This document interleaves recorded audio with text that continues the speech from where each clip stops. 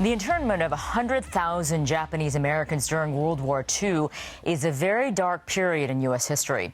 Survivors finally were given an official government apology and paid reparations in 1988. But to this day, many Americans know very little about the internment. Writer-producer Samantha Cheng was guilty of that. Despite being educated in a New York City public school, the first time she learned about it was long after she had graduated. She says it was a subject never discussed in her U.S. history class. It was this moment when Cheng vowed to spread knowledge about Asian American history using the power of real-life stories.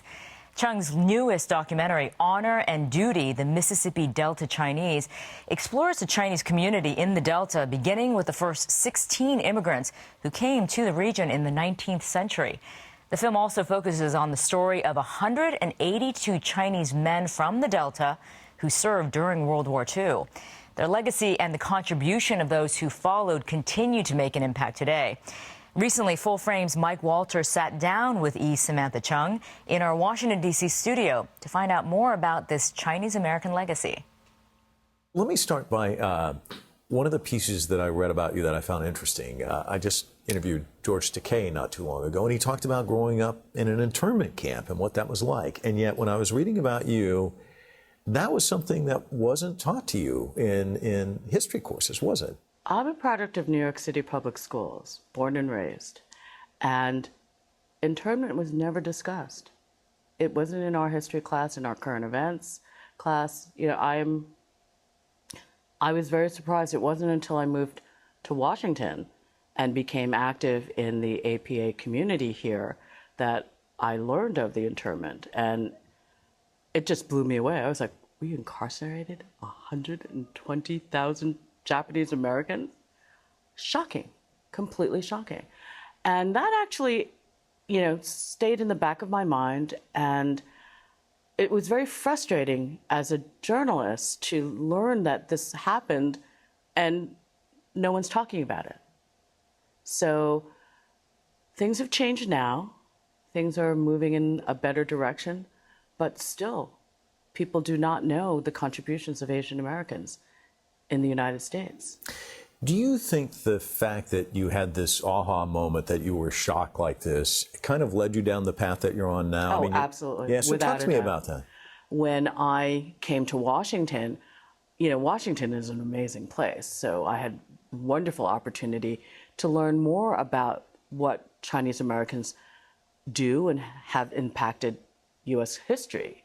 And when I left my previous profession, I said to my partner, I'd like to take some time off just to do some research on my own before we jump into a completely different world. And he said, go ahead. And I parked myself into university libraries and read up on as much as I could about Chinese Americans and Asian Americans, not just Chinese Americans, though the focus was Chinese Americans. And that was when I learned about the Mississippi Chinese. I want to roll a clip from the film Honor and Duty because it chronicles Chinese immigration over three important periods. Let's look at a clip. This is from the time period 1870 to 1940, and then I want to get your thoughts after that. There is a unique and enduring community of Chinese Americans residing in the Mississippi Delta. This community, in existence since before 1870, is not well known and often overlooked when referring to the Chinese in the United States. Who would have thought that this small region of the Deep South would become the home for hundreds of Chinese families? Or that the Chinese citizens would have a tremendous impact on the social fabric and economic development of the state of Mississippi? To understand the community as it grew in the early and middle decades of the 20th century, it's helpful to take a step back in time and look at the broader picture of Chinese immigration to the United States. So we just looked at the clip. What are the things that were to glean from this? Well, I know I start in 1870 because that was when I was able to document through a government site that Chinese were present in the South. But we have to remember that the 1870, there were Exclusion Acts against the Chinese even before then. The first Exclusion Act was in 1862. and in 1882 became the official Chinese Exclusion Act across the board, where Chinese were not allowed to come to the United States legally. There were stipulations that allowed Chinese to enter the country legally. They had to be scholars, diplomats, or merchants. And that's how the Mississippi Chinese were able to enter the country. They learned early on that they can come in as merchants. You know, one of the things, and I had a chance to say this to you before we started the interview, the Mississippi Delta, I mean, I was just stunned, and I know you were too. It just doesn't seem to add up. But there was a reason, wasn't there? There was a reason. The climate of the Mississippi Delta is very similar to the climate in Zhongshan province, where most of these Chinese came from. In fact, 99% of the Chinese came from Zhongshan province at that time period, to provide the context. There was great famine going on in China, and they needed to support their families. You don't think, looking back in time, that the Mississippi Delta would be the most welcoming environment? It kind of has this long history of racism, segregation. So there were hardships, weren't there? There were great hardships. And it's not all, but it wasn't that bad by comparison. They weren't being lynched. They weren't being murdered. Their houses weren't being burnt out, where that was happening across the country, mostly in the Pacific Northwest and in California. They kept their head down, kept their mission of, I need to support my family back in China, and I'd like to start a life here because it's beautiful. And the community, in the context of history, afforded them that opportunity. They actually became the conduit between the African Americans, the Black Americans, and the white Americans. The Mississippi Delta Chinese had the most highly educated, advanced degrees, bachelor's and master's, in the 1940s and 50s than anywhere else in the United States for Chinese Americans. One of the people that you interviewed for the documentary, actually a couple, and I just jotted down some of what they said, because really, and I want you to talk about this, their story, their ethos can be boiled down to just a few words. I mean, one guy said sacrifice, another said family first, another said pride in work. And they really, like, as you said, they put their head down, and these things mattered to them, didn't they? Absolutely.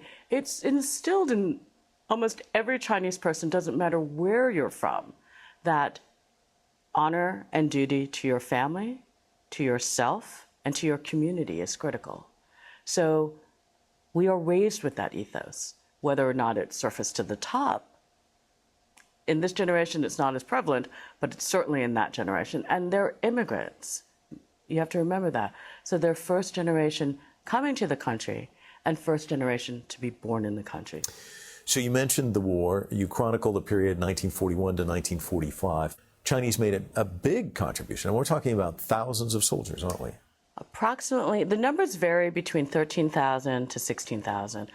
I'm going with 13,000 because my advisor is going with that number, so that's the number I'm going with. And if you take that number and divide it over 48 states, which that was the number of states we had, and the handful of territories, we're talking about 260 Chinese per state. Okay? Mississippi, 182. That's huge. And that's just the Delta region. So that's only 18 counties of the state. That's not the entire state of Mississippi. Mississippi is huge. So we're just counting the numbers of the Delta. How surprised were you at that number? Shocked. Yeah. Shocked. And these were immigrants who came when they were very young, or they were children of immigrants, and they didn't know that there was anything else that they should do. They should honor the country that is providing them their livelihood now. There's this great sense of patriotism in the Mississippi South, in the Delta in particular. And, you know, one of the questions I found myself asking everyone I interviewed was, is there something about living in Mississippi that gives you this great sense of pride of being an American? And it's been attributed to the fact that it's a rural environment and that they love this country, just like any other American would. and they saw no difference between me or you. They were colorblind, yet they weren't. They were colorblind on the big picture, but they were aware that they were different, just because you can't change what we look like. So as you started researching this, and it's so many layers to it, what were the things that really kind of jumped out at you and surprised you along the way? Well, the education level shocked me. The fact that that was one. Two, the fact that these merchants, these shop owners, these service industry, recognized the need to educate their children. I mean, they just didn't talk the talk. They talked and walked the talk. So that's phenomenal. To get your money together to create a school in these tiny little houses, or to rent a facility and bring in your own books and hire. I mean, gosh, this is the United States. Your children are entitled to a public education, but they weren't. And that was troubling. Talk to me about, because you alluded to it earlier, this bridge that they created as well between the whites. The conduit. And the conduit. Because one of the other things is they saw a need. The shops. Talk to us about the shops and who they served. So the Chinese came to the Mississippi Delta during Reconstruction, and they were actually invited there. Shortly thereafter, they realized, gosh, I can work for myself. I don't need to be working for someone else. It's much too hard, and the rewards are not as great. So let me open this little, they started as stands, actually, or working out of their truck where they'd grow vegetables and sell the vegetables out of the back of their truck. They recognized the need early on, so they became merchants, and that also allowed them to stay in the United States legally. It's truly amazing that they were able to recognize the need for education. You know, there was a very famous case in the 1920s called Gong versus Rice, where the Supreme Court supported the Mississippi State Supreme Court, saying that the Gong family was not entitled to send their American-born Chinese daughter to a public school because she was Chinese. That family, to this day, regrets ever bringing up that suit because that set back desegregation decades, because that case was used and cited as a precedent in all these other cases. There are so many heartbreaking elements to this. I mean, that's one of them. And yet the resilience that they went out and built a school and just, you know, it was just, well, that's another blow. We'll just move on and keep dealing. But that was the amazing thing about the Chinese in the Mississippi Delta, was that they were able to just say, okay, not dealing with that, keep my head down, moving forward. I'm not saying it was easy for them. It was very, very challenging. They couldn't buy a home in many counties. They couldn't buy land. They lived in the back of their stores. They had to compete against each other for business. So it turned out like store A, which was owned by this family or this clan, and store B across the street was owned by another. And they had their own customers, so there was no competition. And they were so smart that they started doing cooperatives. So one family would travel to San Francisco and buy a bunch of goods and say, hi, I'm going to San Francisco, I'm going to the shop. What do you guys need? I'm going to buy all of this, let's split it. So they were able to keep their prices down too, which made them very, very competitive against the other stores in the area. And the fact that they gained trust in their community with the blacks and the whites was huge towards their success. This could have been a story that many of these people would have taken to their grave had you not talked to them at this point in time. How much of a loss would that have been to all of us? That would have been a huge loss. Huge loss, and especially in terms of the contributions of Chinese Americans to U.S. history. The Chinese in Mississippi changed state law. At one point in time, there were 3 races, or 3 ethnic backgrounds. You were black, you were white, or you were Chinese. That is unique in itself. The fact that the governing areas, the governing government recognized them as a force. And they changed the economy. You know, the non-Chinese people that I interviewed in the Mississippi Delta who worked or were raised with the Mississippi Chinese were saying, I wish they would come back. I wish they would come back, because when the Chinese left the Delta, the economics changed dramatically. Samantha Cheng, thanks so much. Thank you for having me, Mike. Coming up next, the cave temples of Dunhuang, a peek into 1,700-year-old Chinese art, history, and culture. Stay with us.